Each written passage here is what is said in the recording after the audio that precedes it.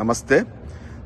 తెలంగాణ సిద్ధించి 12 సంవత్సరాలు అవుతుంది. ఈ సందర్భంగా తెలంగాణ ప్రజలందరికీ కూడా తెలంగాణ రాష్ట్ర ఆవిర్భావ దినోత్సవ శుభాకాంక్షలు.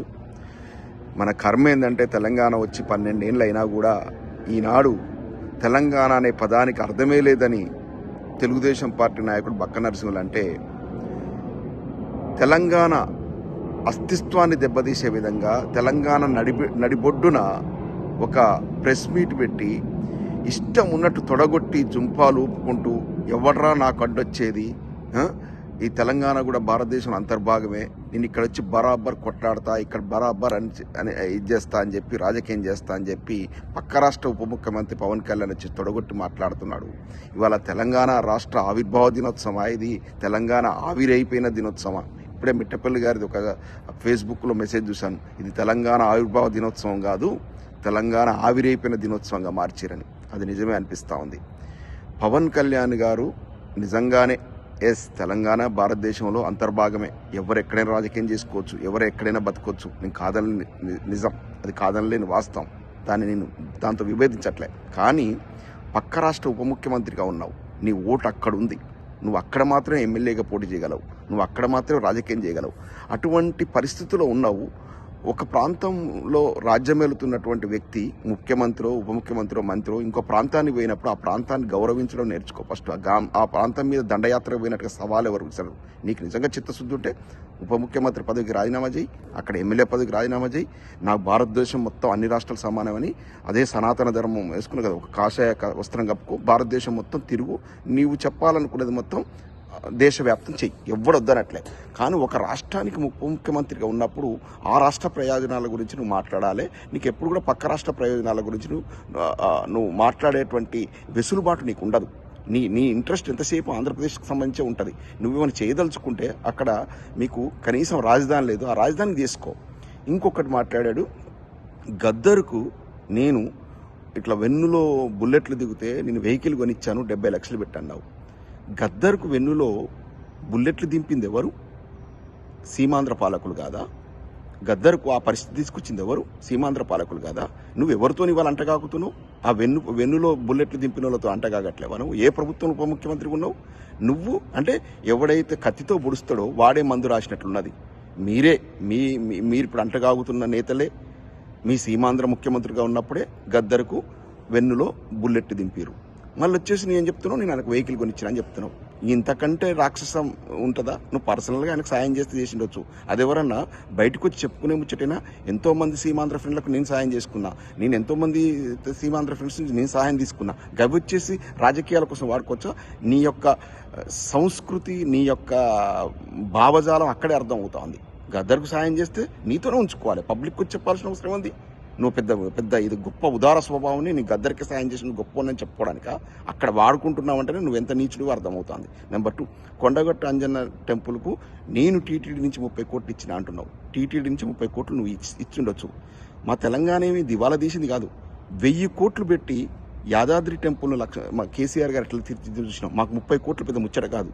అయినా కూడా శతాబ్దాల కాలం నుంచి తెలంగాణ ప్రజానికం టీటీడీకి కొన్ని లక్షల కోట్లు ఇచ్చుంటారు. భక్తులు విరాళంగా, భక్తులు కానుకలుగా కొన్ని లక్షల కోట్లు ఇచ్చుంటాం.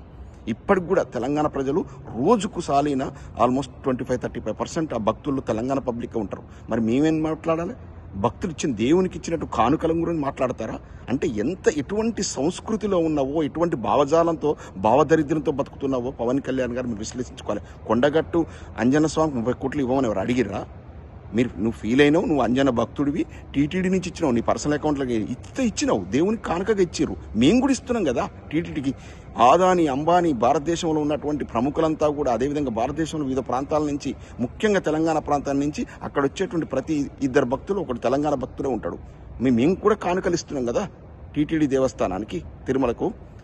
ఇంకోటి మాట్లాడితే ఈ జన సైనికులు అంటే ఎంత పిచ్చి ముండా కొడుకులు అంటే, ఎంత పిచ్చి నా కొడుకులు అంటే, ఇక నన్ను అయితే ఎట్లా ట్రోల్ చేస్తున్నానంటే, నువ్వు ఎస్వి యూనివర్సిటీ బరాబర్ నేను ఎస్వి యూనివర్సిటీలో చదువుకున్నారు భయ్. నేను నెల్లూరులో డిగ్రీ చదివిన, పీజీ ఎస్వి యూనివర్సిటీ చేసిన, పిహెచ్డీ వరంగల్ ఆర్ఈసీలో చేసిన.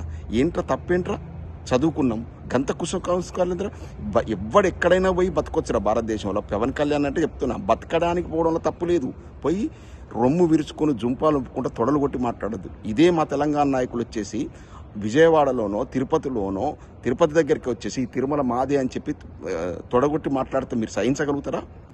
అంటే ఒక ప్రాంతం వ్యక్తి ఇంకో ప్రాంతానికి పోయినప్పుడు ఆ ప్రాంతం యొక్క సంస్కృతిని, సాంప్రదాయాన్ని, భాషను, యాసను అన్నిటిని గౌరవిస్తేనే ఆ యొక్క సామరస్యత వర్ధిల్లుతుంది. ఇవాళ తెలంగాణలో, హైదరాబాద్ లోపల ఎంతోమంది భారతదేశం నుంచి వివిధ ప్రాంతాల నుంచి బతుకుతున్నారు. వాళ్ళని ఎవరన్నా తెలంగాణ జాతి ఎంత ఔదార్యంతో ఉంటుంది ఒక్క మాట అంటారా?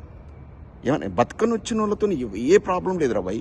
ఇప్పుడు నేను అమెరికాలో ఉన్నా, వాడు అంటాడు అమెరికాలో ఎందుకు బతుకుతున్నాను? అమెరికాలో బతుకుతున్నారు భయ్. అమెరికా చట్టాన్ని గౌరవిస్తున్నా, అమెరికా పాలిటిక్స్లో నేను వేలు పెట్టట్లేను, అమెరికా ప్రజలను గౌరవిస్తున్నా, ఒళ్ళు దగ్గర పెట్టుకొని పని చేసుకుంటున్నాం, బతుకుతున్నాం. ఇక్కడ పోయి నేను తొడలు వీర్చి ఇక్కడికి వచ్చేసి నేను జై భారత్ అనుకుంటే ఇక్కడ రోడ్ల మీద తిరగట్లేనే నేను. ఏ దేశం పోతే ఆ దేశాన్ని గౌరవించాలి. నా భారతదేశంకి వస్తే, నా ప్రాంతానికి వస్తే నేను చేస్తా. ఇది ఎవడిదిరా మీదా అంటుండే తెలంగాణ. ఎస్, మా ముత్తాతది, మా తాతది, మాది. అక్కడే పుట్టినాం, అక్కడే ఉన్నాం. మాదే తెలంగాణ, మాదే. ఆంధ్రప్రదేశ్ మీదే. కానీ మేము ఆంధ్రప్రదేశ్ ప్రజలను గౌరవిస్తాం, మీరు తెలంగాణ ప్రజలను గౌరవించాలి. వాళ్ళ యొక్క ప్రజల యొక్క మనోభావాలను గౌరవించాలి. తెలంగాణ, నువ్వు పక్క రాష్ట్రం ఆంధ్రప్రదేశ్ ఉప ముఖ్యమంత్రి ఉంటావు, తెలంగాణకు వచ్చేసి తొడలు కొడతావా? ఇప్పుడు మా రాష్ట్ర మంత్రి కూడా, ముఖ్యమంత్రి కూడా వచ్చేసి అక్కడ తొడలు కొడితే మీరు సహించగలుగుతారా?